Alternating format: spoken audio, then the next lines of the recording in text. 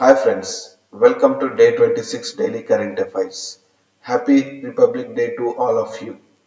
Today first news is India-China troops clashed at Nakula. This was said by the China's Foreign Ministry spokesperson Zhao Lijian said at daily briefing in Beijing that he had no information to offer on the incident but would like to stress that Chinese border troops are committed to upholding peace and tranquility along the border with India.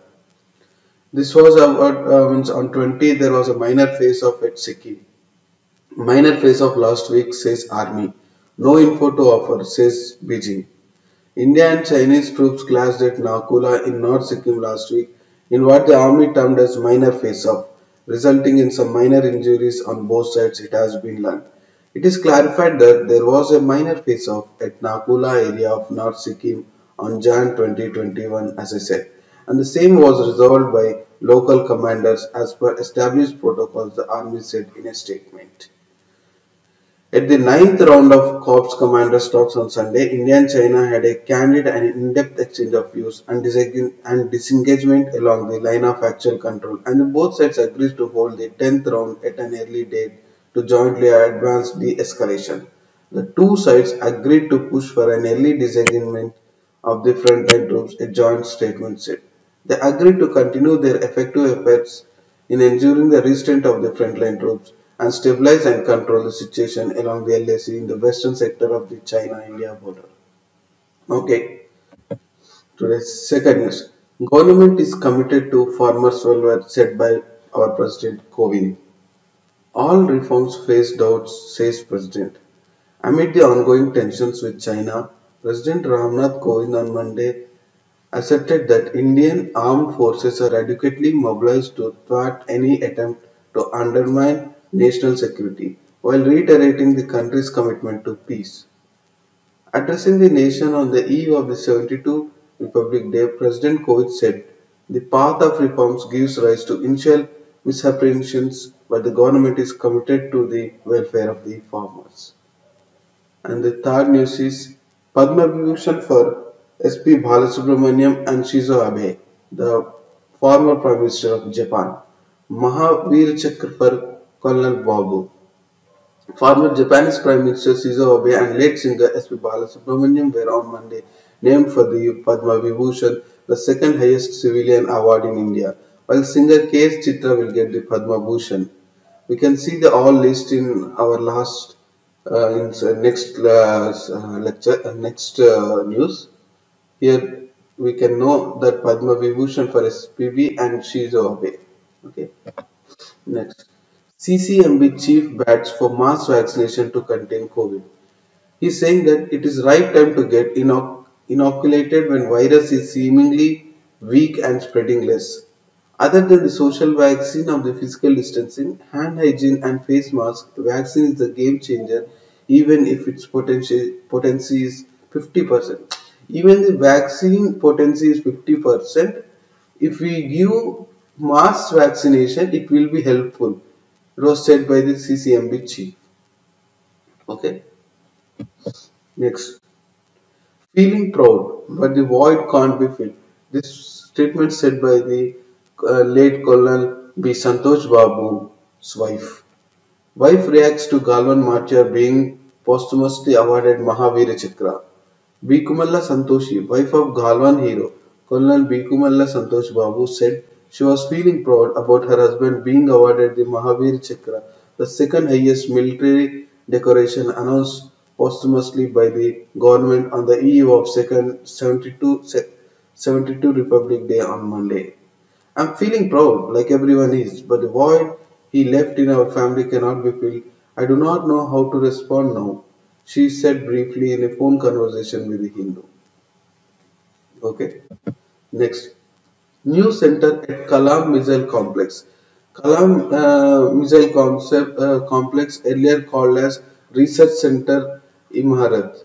After that, the death of our former President APJ Abdul Kalam, in his name it was renamed as Kalam Missile Complex.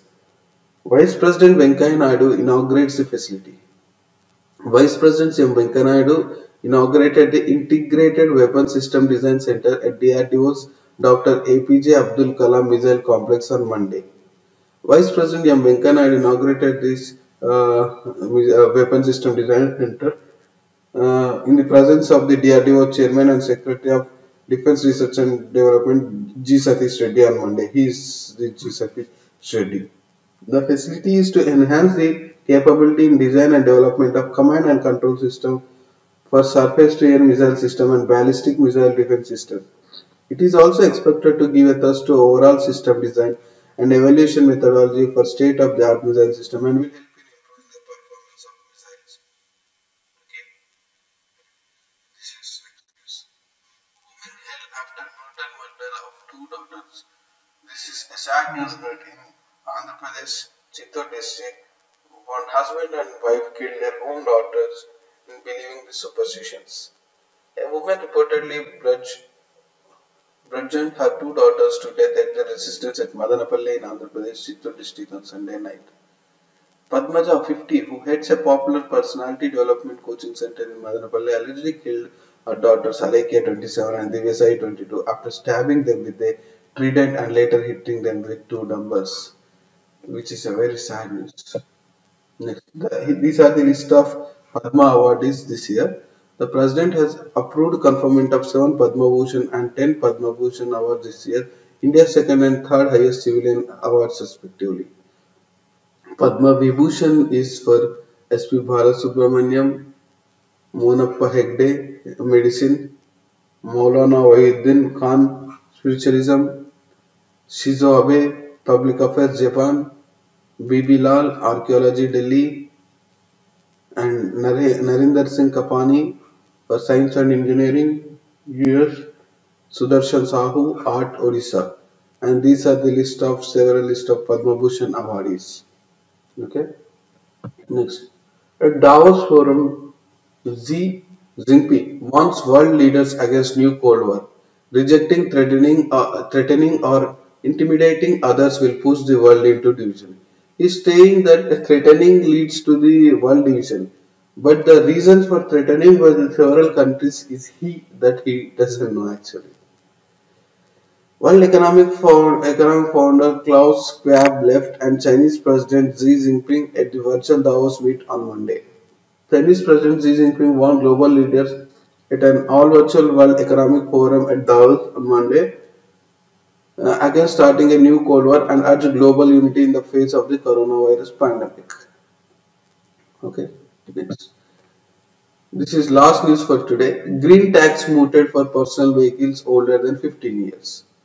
May vary on type of fuel, transport vehicles older than 80 years to pay heavy. What is green tax means? If the older vehicles are polluting the environment, they should pay a separate tax called green tax as part of their damaging the environment. Okay. Owners of old vehicles will have to pay the government a green tax as a penalty for polluting the environment, which will be much cheaper if you reside in one of the more polluted cities in India. The Union Ministry for Road Transport and Highways, Nitin Gadkari, has approved a proposal to levy a green tax on old vehicles. Personal vehicles will be charged a tax at the time of renewal of registration certificate after 15 years.